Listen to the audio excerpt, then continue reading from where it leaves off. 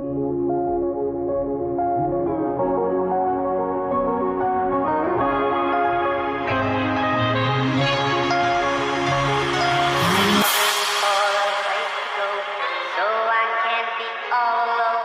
distracted driving has become a rampant disease on our roadways, it is imperative that we minimize the risk so that you can make it home to your family alive. When love was you and me.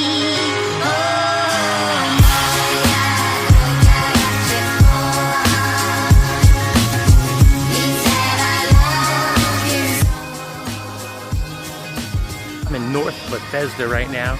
Many times when I'm going from one place to another, I take a moment, if my schedule allows, to stop at places such as this. What's intriguing about these types of shopping centers is that there's always at least one or two for release signs in the windows. This allows me a great opportunity to find out who these property managers are, as well as to follow up with potential new tenants who may be occupying the space within a short period of time, generally 2 to 3 months down the road, if they're at the point of signing the lease agreement. My energy, my efforts are focused on contacting potential clients that are new and upcoming. For example, just right now, I'm walking along and there is a quite vast vacancy that is existing behind me. It's a perfect opportunity now. And since I already have this property manager on file, I'll just drop them an email, contact them by telephone, and simply mention this property at this address. And I get some exercise out of it the whole time. I'm standing in front of a pylon sign.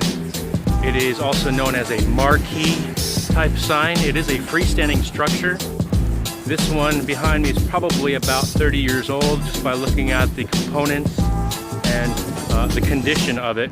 It has incorporated some old neon in the arrow there, which is just a dying art form. New sign companies will utilize the new LED modulars that are on the market for illuminating their signage, and even doing away with the standard compact fluorescent tubes, which are very, very common in sign cabinets in shopping centers such as this. The individual channel letters that you see were traditionally illuminated with neon tube. However, with the LED modulars, cost over the past several years being decreased significantly, they are being adopted by most sign companies as the standard. There are a few who are very adamant about maintaining the tradition of manufacturing custom blown glass tubing, which vary in dimension from 12 millimeter to 15 millimeter as a standard dimension for these types of signs.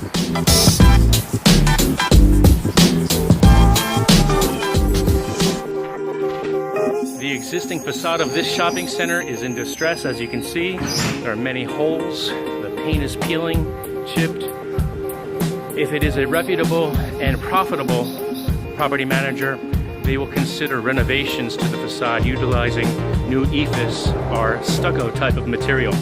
Here's a perfect example of a traditional neon sign.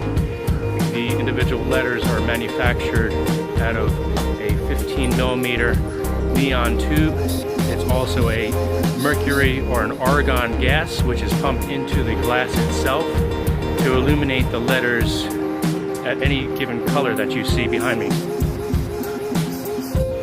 The overhead signage, also known as blade signs, soffit signs, are just an MDO or plywood type of material.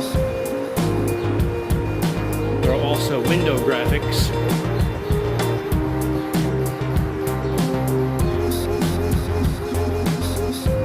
These are the most common types of signs that are found.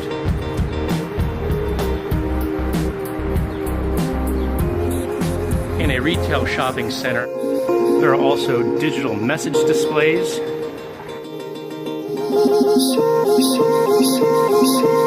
That just about does it for me at this location. I gotta head down to the Sterling, Virginia area for my other appointment, and hopefully some of these jobs will amount to something.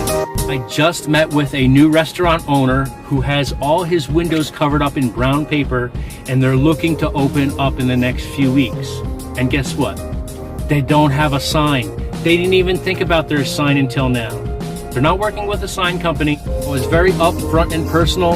I got along with this gentleman within the first few minutes, and I was able to get his phone number, email address. I got a business card which had all his other information that I needed, and I'll follow up with him, discuss the property management situation, as well as contacting the landlord for a possible renovation project that includes construction or new EIFS materials for where these signs need to be applied.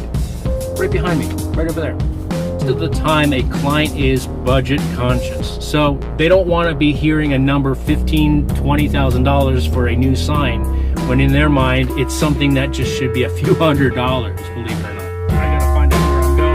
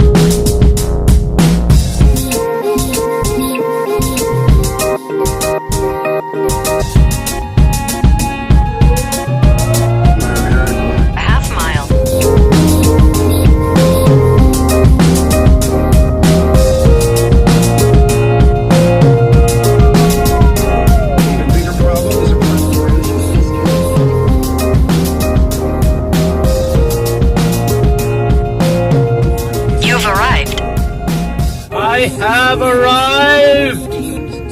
Okay, I'm on site. I had a few minutes here. I'm about 10 minutes early, which was perfect timing.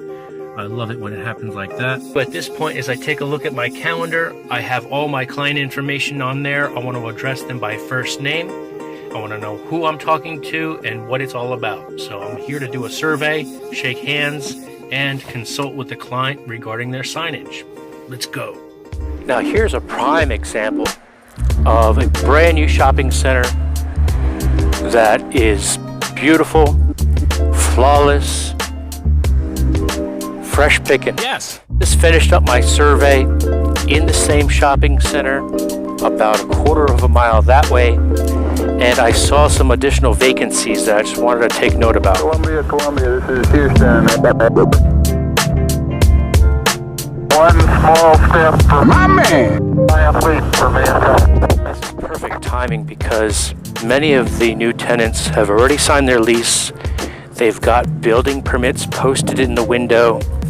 All I need to do is simply walk up to that glass, snap a picture or two. I've got the owner's information. I've got their phone number. I was heading back up. I intercepted an email. I'm heading back down to, that's where I'm going, Chantilly. It's a little out of my way, 25 minutes back in the opposite direction. However, I should have followed up with the client yesterday afternoon when an email came through on Monday.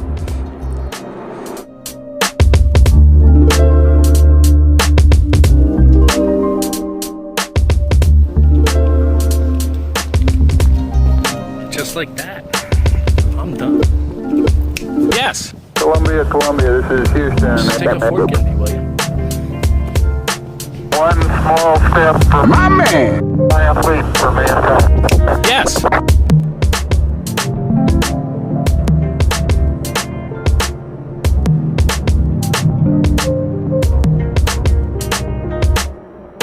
Columbia, this is Houston.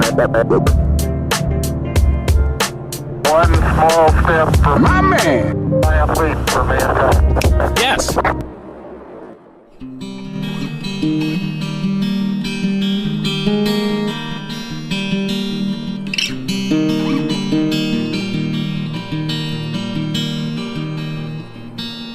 Bye.